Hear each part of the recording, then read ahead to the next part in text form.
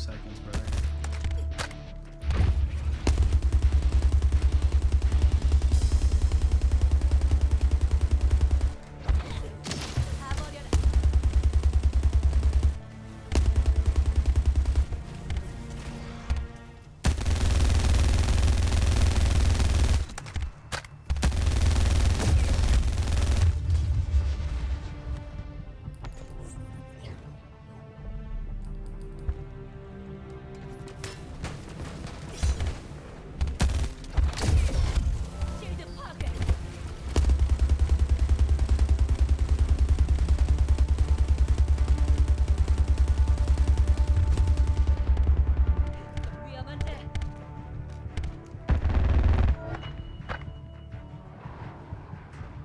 Pyromaniac, 48 seconds.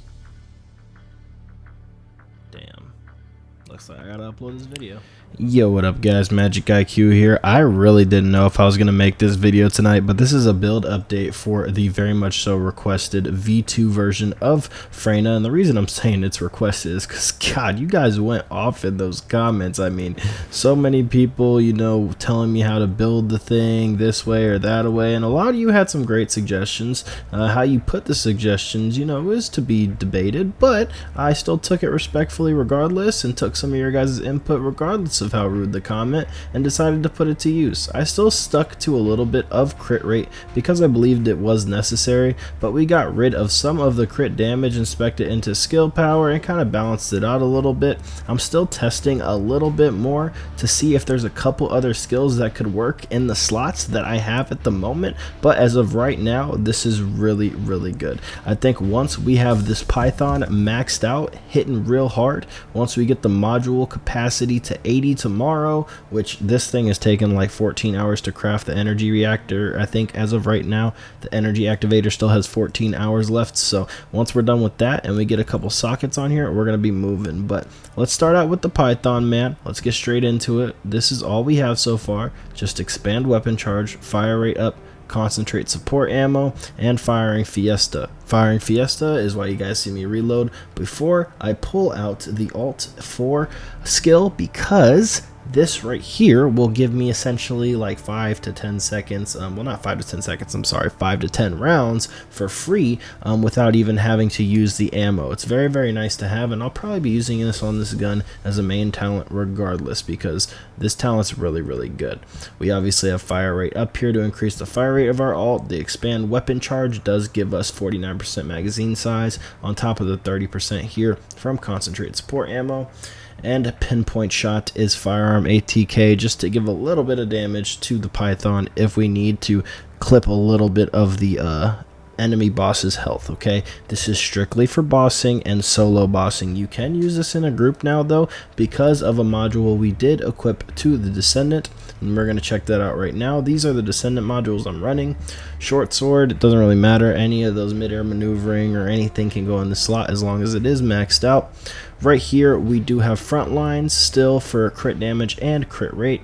We have increased HP, 218%. Now arguably, since this is strictly for bossing, you could even just take this off, because our goal is actually to die as fast as possible with this build after doing our damage and get back in. You could run skill concentration here or something like that to get even more crit damage onto this build again and hit way harder. Like with my crit damage setup on this, over what I'm running right now is actually hitting for 300 and something thousand, I think close to 400k with the gun. Just the consistency of this is very high up there, and you guys are going to get to explain that in just a second. But as of right now, I'm still just doing testing with this build and messing around. I'm pretty sure everything in terms of damage is going to stay solidified how it is. The only different version I have is a crit version of this build I will be putting out with the full suite of both mobbing, bossing, and crit bossing on the V3 version of this build with the Python fully maxed out. At that point, we should hypothetically be killing the bosses in around 30 to high 20s, 30 seconds to high 20-second times, okay? Because once the Python is doing damage, we'll only have to do one phase with our alt. We won't even technically have to reset if everything works out hypothetically how I'm thinking. okay, because we're already almost one phasing some of the bosses depending on how we shoot our gun and use our ult properly. But as of right now, it's a 2-phase 40-second clear on any boss, which is pretty decent. Devourer even took me like a minute 10, which is pretty good considering he literally counters the damage that this character does. So you guys know what Frontlines is. Skill hit crit damage, okay, 64%, and skill critical hit rate at 27.7. Increased HP all the way maxed out here, and like I said, you could go risky and just replace that, but you're going to be losing out on any other mobbing build that you might want to run with health or something like that, and your Freyna is just going to be 100% one-shot all of the time. So that would be extremely unfortunate. But skill hit crit rate here, again, increased with skill insight. Emergency measures, skill critical hit rate 56.2%. We do need to max this out, but as you guys can see, only level 35. Like, I'm almost done grinding this, guys, but I wanted to get this out to you because I can't break my word, I can't break my promise. So once this is maxed out, that's more critical hit rate and more critical hit damage. We're going to be hitting a little bit harder with that. Venom Cinctium, okay, this right here gives us 10.2% toxic skill power basically for free while increasing our critical hit resistance. Spear and shield right here, 8.1% skill power. This does not scale up as we increase our defense, so I just left this as low as possible just to get some more skill power out of it for free. Maximize skill, 87.6%. Okay, increase skill cooldown plus 50%. You're not going to really need your skill cooldown because you're literally dying to reset it. So you can run this and maximize power for maximum power, but you're just going to have crazy cooldown times. Okay, I will show you guys an alternate build with both of these obviously turned off in order to actually get cooldown times way lower and use it in either a group or mobbing in V3 of this video, which will be coming out in 2 to 3 days because I want it to be as close to perfect as I can get it. Okay, you guys, make sure you guys go tune into the Twitch if you want to stay updated with the build throughout its entirety. Anybody that came from the video to the Twitch got live updates of this build as we were creating it, and I really appreciate you guys for tuning in because then you're not specking into something we might change, although as it sits, all of these talents are gonna stay for the bossing build as of right now. I'm pretty happy with this. The only one that I wanted to talk about that might change a little bit, not duration, although that is really good, so make sure you guys max out skill duration there, but dangerous ambush.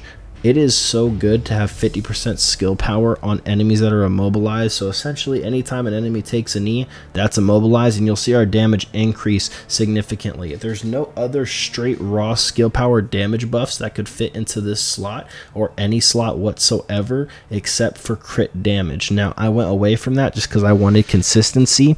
I believe there was something else. I believe it was called preemptive strike, I believe. Yeah, it's preemptive strike. I was gonna try this, but I didn't get to mess around with it yet because I'm kind of confused. If it's just on the first shot, then it's not really worth it, but if it lets it use this for the entirety of our skill, we'll know. So this is the only slot I might be changing, guys, so keep everything on this build for the big bossing build is what I call it, except for dangerous ambush. That's up to you if you want to spec into it and run it now. You don't have to upgrade it. It is very nice, but I'm still testing to see if it's the best in slot. The only thing I would replace this with is either skill crit damage, preemptive strike, or walking a tightrope. Those are the only 3 I've been thinking about just because, like I said, we are trying to die. The only thing is we're kind of more or less one shot once we get into our HP, and it's a little sketchy trying to get this to work out in a way that's beneficial for us, but it's all good. Those are the 3 talents I'm thinking of for that last slot. Every other talent is set in stone. Absolutely amazing.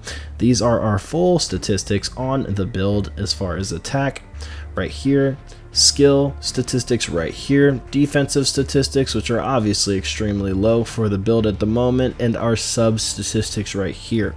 Now these will be going up eventually once I get level 100 toxic skill power swamp recon sensors, as well as I've also thought about going for, I believe it was either Slayer or I think there was another one with skill critical hit rate. Our reactor here is a toxic reactor with Python mounting and skill critical hit rate and tech skill boost power ratio.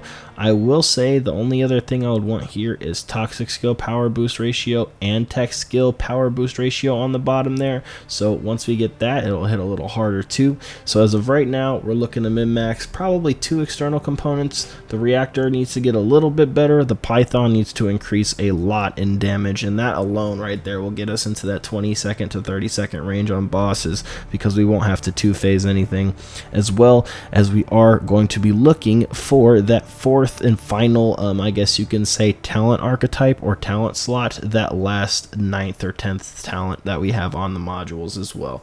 And once everything's maxed out and we make our final decision, we will be able to fit Contagion in with this build also, which will make it so that if anything we're doing group wise, we can actually transfer damage from NPCs to the boss as well, which will be very, very nice in the future. So I hope you guys enjoyed this build. This is my Freyna bossing build. This does get everything done in 40 seconds or less in the near future. I appreciate you guys for tuning in. It's Magic IQ. I'll see you guys in the next one, and I'm out.